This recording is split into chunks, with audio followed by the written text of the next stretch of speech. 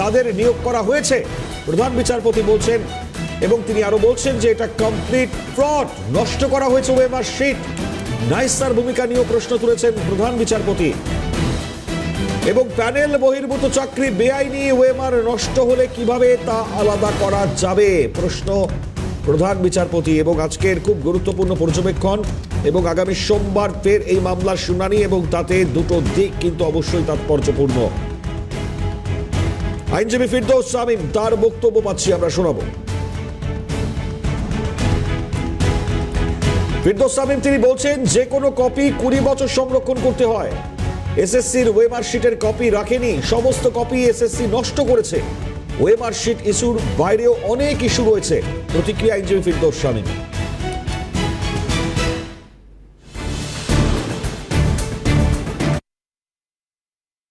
OMR শিটের copy SSC রাখেনি। আমরা জানি দেখুন যে কোনো কপি সেটি 20 বছর রাইট টু ইনফরমেশন অ্যাক্টে রাখতে হয়। এই ক্ষেত্রে এসএসসি কী করেছে, প্রথমে ফিজিক্যাল কপি নষ্ট করেছে, তারপরে তাদের সার্ভার থেকে যে ডিজিটাল কপি ছিল সেটাকেও নষ্ট করেছে। সিবিআই যে সংস্থাকে দায়িত্ব দেওয়া হয়েছিল ওএমআর শিট মূল্যায়নের জন্য, সেই সংস্থার একজন কর্মীর বাড়ি থেকে, পঙ্কজ বনসাল, তার বাড়ি থেকে, কর্তার বাড়ি থেকে সেই ওএমআর শিট 3টে হার্ড ডিস্ক উদ্ধার করেন। সেই হার্ড ডিস্কগুলো থেকে ওই ওএমআর শিটের যে স্ক্যানিং কপি সেটার উপর ভিত্তি করে 65B সার্টিফিকেট দেন। সেই 65B সার্টিফিকেট অ্যাডমিসিবল হয়, অর্থাৎ সেগুলো জেনুইন হিসেবে গণ্য হয় এবং তার পরিপ্রেক্ষিতে বোঝা যায় যে কী পরিমাণ যে এই যে ম্যানিপুলেশন হয়েছে সেটা ওএমআর শিট ইস্যুতে। এই ওএমআর শিট ইস্যুর বাইরেও আরও বেশ কিছু ইস্যু আছে, যেমন ধরুন after expiry of the panel appointment আছে, নন লিস্টেড ক্যান্ডিডেটদের অ্যাপয়েন্টমেন্ট আছে। শুধু তাই নয়, ডিহর্স অফ রুলস আছে, অর্থাৎ নিয়মের ব্যত্যয় ঘটিয়ে অ্যাপয়েন্টমেন্ট দেওয়া হয়েছে। অর্থাৎ মাল্টিফোল্ড ইস্যু রয়েছে বলে খুব একটি নিয়োগ প্রক্রিয়ায় খুব স্বাভাবিকভাবেই যেহেতু মাল্টিফোল্ড ইস্যু রয়েছে, তাই সেই জন্য এবং সেখানে টেন্টেড ক্যান্ডিডেট এবং নন টেন্টেড ক্যান্ডিডেট সেটা নন সেপারেবল, তাই খুব স্বাভাবিকভাবে নিয়োগ প্রক্রিয়াকে বাতিল করা হয়েছে। এসএসসিকে বলেছিলেন যে যোগ্য এবং অযোগ্য ব্যক্তিদের একেবারে নির্দিষ্টভাবে তথ্য দিতে।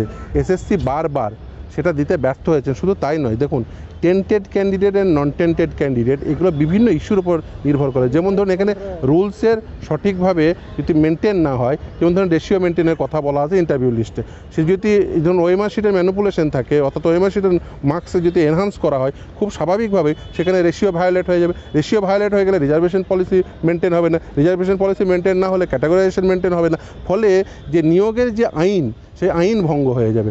নিয়োগের আইন যদি ভঙ্গ হয়ে যায়, খুব স্বাভাবিকভাবে সেই নিয়োগ প্রক্রিয়া রাখা সম্ভব নয়। কারণ সেক্ষেত্রে যে কে জেনুইনলি পেতে পারতো ওই নিয়োগের আইনের পরিপ্রেক্ষিতে এবং কে জেনুইনলি পেতে পারতো না, সেটা একেবারে সেপারেট করা যায় না। তার কারণ ফলে কী হবে, জোন অফ কনসিডারেশন, ধরুন ইন্টারভিউ লিস্টের সাপেক্ষে কে কে ইন্টারভিউ ডাক পেতে পারতো, কে কে ডাক পেতে পারতো না, সেটাই তো ঠিক করা যাবে না। কারণ জোন অফ কনসিডারেশনটাই তো অল্টার হয়ে যাবে। ফলে সেক্ষেত্রে জোন অফ কনসিডারেশন যদি অল্টার হয়ে যায়, তাহলে রিজার্ভেশন পলিসি মেনটেন হবে না, সেখানে রিজার্ভেশন পলিসি মেনটেন না হলে ক্যাটাগরাইজেশন মেনটেন হবে না। ফলে খুব স্বাভাবিকভাবে এই নিয়োগ প্রক্রিয়াটি পুরোপুরি সেটাই একেবারে অবিমিশ্রিত একটি নিয়োগ প্রক্রিয়া হয়ে যাবে এবং সেখানে টেন্টেড ক্যান্ডিডেট এবং নন টেন্টেড ক্যান্ডিডেট, কে যোগ্য কে অযোগ্য, এটা একেবারেই কোনোভাবেই সেপারেট করা সম্ভব হবে না।